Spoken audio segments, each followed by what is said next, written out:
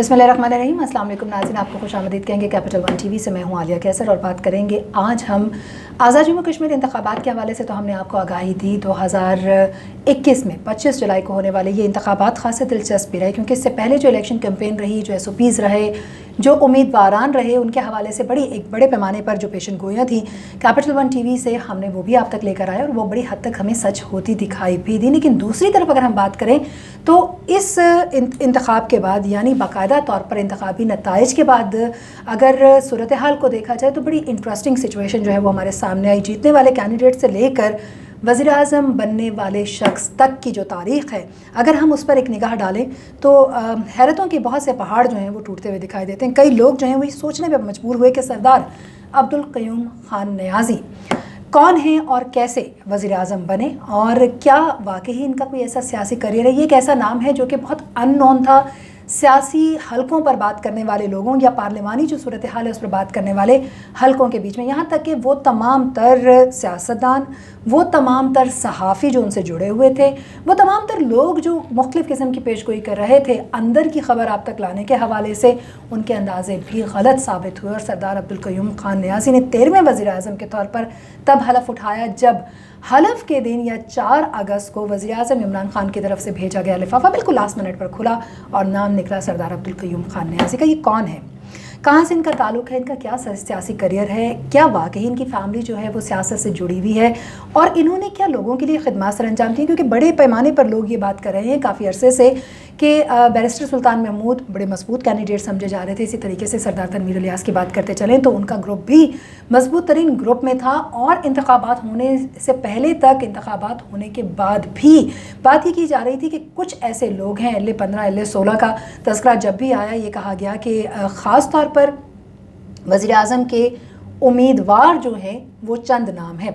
इसके बाद भी वज़ीर आज़म ने जब इंटरव्यू के लिए लोगों को कॉल किया तो ऑब्वियसली उसके बीच में हमने देखा कि ना सिर्फ अंसर अब्दाली जो हैं वो इन हुए, अज़हर सादिक का नाम इन हुआ, इसके साथ साथ सरदार तनवीर इलियास जो हैं उनके साथ वज़ीर आज़म की बातचीत हुई, बैरिस्टर सुल्तान महमूद के साथ हुई। और इस मुशावरत के बाद भी या इस इंटरव्यू के बाद भी एक बड़े पैमाने पर खामोशी जो है उसने बड़े सवालिया निशानात को जन्म दिया और बार बार वज़ीर आज़म के इंतखाब पर बात होती रही। फाइनली सरदार अब्दुल क़य्यूम ख़ान नियाज़ी ने जो है वो 13वें वज़ीर आज़म का हलफ उठाया आज़ाद जम्मू कश्मीर के। आज हम थोड़ी सी बात करेंगे कि कितना आसान और कितना मुश्किल उनके लिए रहेगा, और दूसरा ये कि उनकी सियासी बसारत है क्या और उनका इंतखाब ही क्यों किया गया। बाकायदा तौर पर प्रोग्राम का आगाज़ करने से पहले इतना कहना चाहूँगी कि हमारे चैनल को सब्सक्राइब कीजिए ताकि हर नई वीडियो सबसे पहले आप तक पहुँचे, और उसके साथ साथ बर वक्त मालूमात भी आप तक आती रही। बेल आइकन का आपको ये जो आइकन दिखाई दे रहा है इसको प्रेस कीजिए ताकि आप फौरी तौर पर कैपिटल वन टीवी की तमाम तर नशरा जो हैं उनको देख भी सकें और वो आप तक बर वक्त पहुँच भी सकें। अब बात कर लेते हैं सरदार अब्दुल क़य्यूम नियाज़ी की। वज़ीर आज़म के तौर पर ज़ाहिर है कि जब उनका नाम यहाँ से गया और वज़ीर आज़म ने उनका नाम जब भेजा, लिफाफा खुला और उसमें होने वाले जो इंतखाब थे उसमें 27 की सादा अक्सरियत चाहिए थी। 33 जो हैं वोट इनके हक़ में पड़े, 15 वोट जो हैं वो पाकिस्तान पीपल्स पार्टी और मुस्लिम लीग नून का जो मुश्तरका कैंडिडेट था वो लेने में कामयाब हुआ। इसी तरीके से अगर इनके सियासी करियर की छोटी सी बात करते चलें तो तकरीबन 22 बरस की उम्र में इन्होंने अपना सियासी करियर जो है उसका आगाज़ किया डिस्ट्रिक्ट काउंसलर की हैसियत से। लेकिन अगर इनके ख़ानदान की बात करते चलें तो इनके ख़ानदान ने भी बाकायदा तौर पर मुख्तलिफ जो सेक्टर्स हैं उनमें अपनी खिदमत सर अंजाम दी और सियासत से जुड़ा हुआ हमें ख़ानदान दिखाई देता है। लेकिन उसके साथ साथ चूँकि इनका ताल्लुक़ एक ऐसे इलाके से है जो बिल्कुल, अगर हम बात करते चलें तो बॉर्डर्स का एरिया कहलाता है, या लाइन ऑफ कंट्रोल का एरिया कहलाता है, जहाँ पर अक्सर और बेशतर होने वाली गोलाबारी जो है वो लोगों को खौफ में मुब्तला कर देती है। और बड़ी पैमाने पर जो लोग हैं, क्योंकि ज़ाहिर अगर हम कंट्रोल लाइन की बात करते चलें और जो भारतीय गोलाबारी है उससे बचने के लिए एक बड़े पैमाने पर लोग जो हैं वहाँ से नकल मकानी किए। लेकिन सरदार अब्दुल क़य्यूम ख़ान नियाज़ी का घर भी वहीं है, रहते भी वहीं हैं, उस एरिया से उनका ताल्लुक़ है।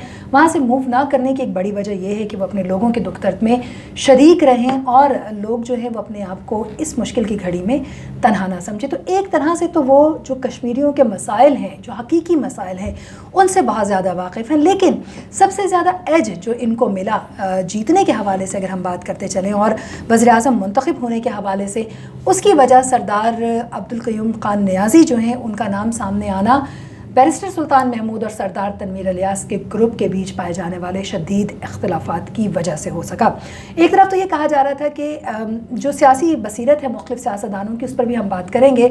सरदार बैरिस्टर सुल्तान महमूद जो हैं वो गेम को काफ़ी पलटने की मुकम्मल सकत रखते थे, लेकिन उन्होंने वज़ीर-ए-आज़म इमरान खान के फ़ैसले को कबूल किया। पर आने वाला वक्त जो है वो इंडिकेशन दे रहा है कि शायद ये बहुत देर तक नहीं चल सकेगा। एक तो वज़ीर-ए-आज़म इमरान खान एक जलसे में जाते हैं, एक पर्ची पर से नाम पढ़ते हैं सरदार अब्दुल क़य्यूम खान नियाज़ी, और फिर अचानक से चौंकते हुए कहते हैं कि नियाज़ी यहाँ कहाँ आ गया। और फिर उन्होंने ये भी कहा कि हम नियाज़ी हर जगह पहुँच चुके हैं।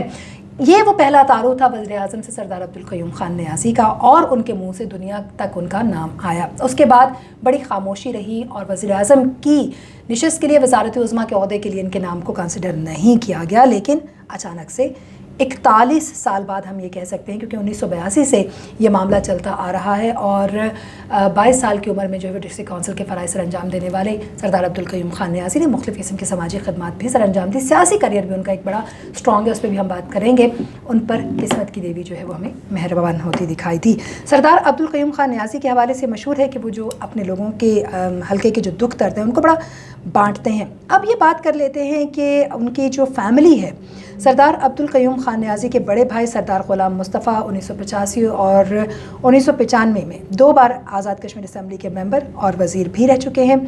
सरदार अब्दुल क़य्यूम खान नियाज़ी के एक छोटे भाई सरदार हबीब ज़िया सुप्रीम कोर्ट आज़ाद कश्मीर के वकील हैं।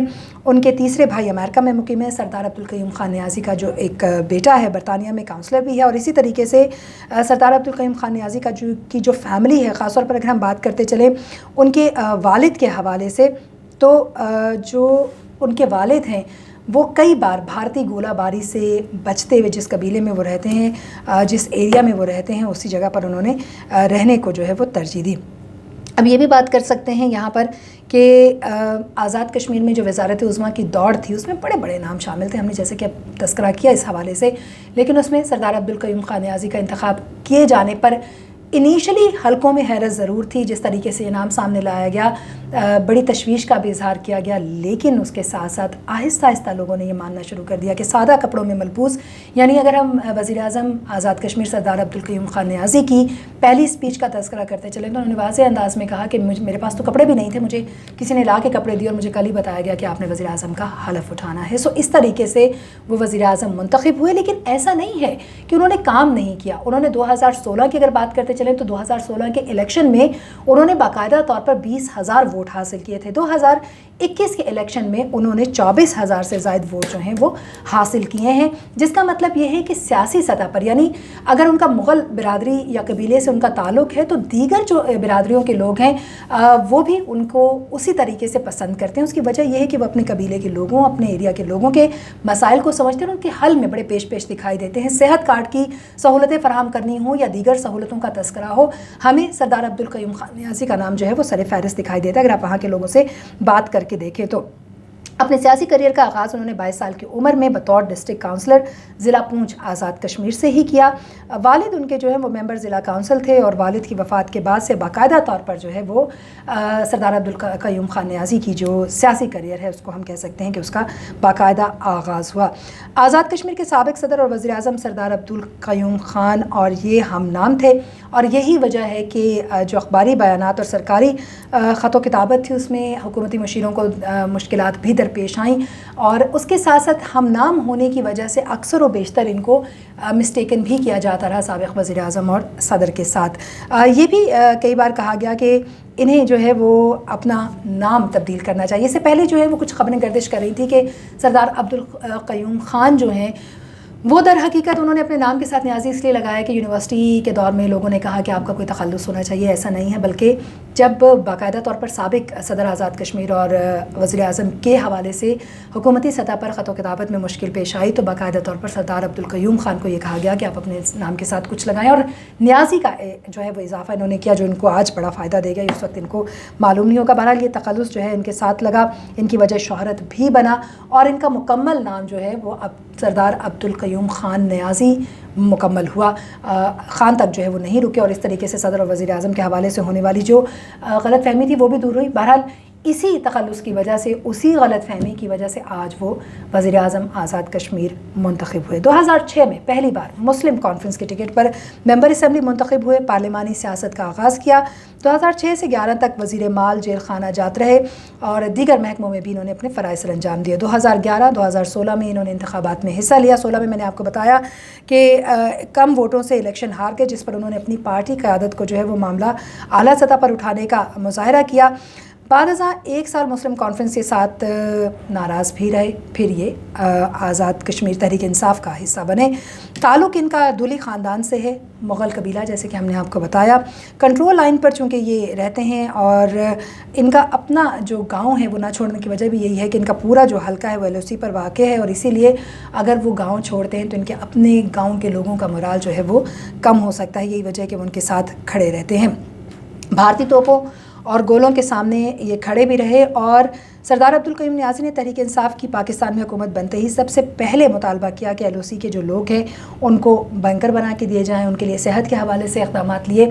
سو اوورآل اگر بات کرتے چلے تو ایک عوامی بندہ ہے جس نے عوام کے مسائل حل کیے، عوام کے ساتھ جڑے رہے، اور اس کے ساتھ ساتھ سیاسی سطح پر اپنی خدمات جو ہیں یہ بہت سالوں سے سر انجام دے رہے ہیں۔ اور اگر ہم یہ کہیں کہ 40 برس کا قریباً ان کا ایک تجربہ ہے جو ان کے ساتھ چل رہا ہے، اور اسی تجربے کی بنا پر ان کا انتخاب کیا گیا ہے، تو کئی ناقدین کا ماننا یہ ہے کہ یہ بالکل درست فیصلہ ہے، اور اس انتخاب کے نتیجے میں وزیر اعظم آزاد کشمیر کو چن کر وزیر اعظم پاکستان نے صحیح فیصلہ کیا۔ لیکن یہ آنے والے وقت ہی بتائے گا، کیونکہ کئی طرح کے حلقے اپنی جگہ پر موجود ہیں، اور دوسری طرف ہم نے یہ بھی دیکھنا ہے کہ وہ سابق صدور پاکستان پیپلز پارٹی کے، پاکستان مسلم لیگ نون کے، اسی طریقے سے سابق وزراء اعظم جو بڑے بڑے نام ہیں، اور پھر خود PTI کے وہ لوگ جن کا بڑا مضبوط کردار رہا ہے، سیاسی کریئر بھی ان کا بہت ہی دہائیوں پر، سالوں پر محیط ہے، اور انہوں نے پارٹی کے لیے بڑی خدمات سر انجام دی۔ اسی طریقے سے وہ لوگ جو کہ پارٹی کا حصہ بنے اور پھر اس الیکشن میں انہوں نے پارٹی کو بڑا مضبوط کیا، ان تمام لوگوں کی خدمات کو سائڈ پر رکھ کر کیا سردار عبدالقیوم خان نیازی ان چیلنجز کو جو ان کو درپیش ہیں ان سے لڑ سکیں گے؟ کیا وہ سکت رکھتے ہیں اتنی؟ یہ وقت ثابت کرے گا۔ لیکن آج ہم نے تھوڑی سی ایک نگاہ ڈالی کہ وہ ہیں کون اور کس طریقے سے ان کا انتخاب کیا گیا، ان کے گرد گھومنے والی جو کہانیاں ہیں وہ کتنی سچی اور کتنی جھوٹی رہیں۔ اب تک کے لیے اتنا ہی، اگلے پروگرام تک کے لیے اجازت دیجیے۔ جانے سے پہلے صرف اتنا کہیں گے، چینل کو سبسکرائب ضرور کیجیے، اپنی فیڈ بیک سے ہمیں آگاہ کیجیے، اس کا انتظار رہتا ہے، بیل آئیکن کو پریس کیجیے۔ اجازت دیجیے، اللہ نے کے بعد۔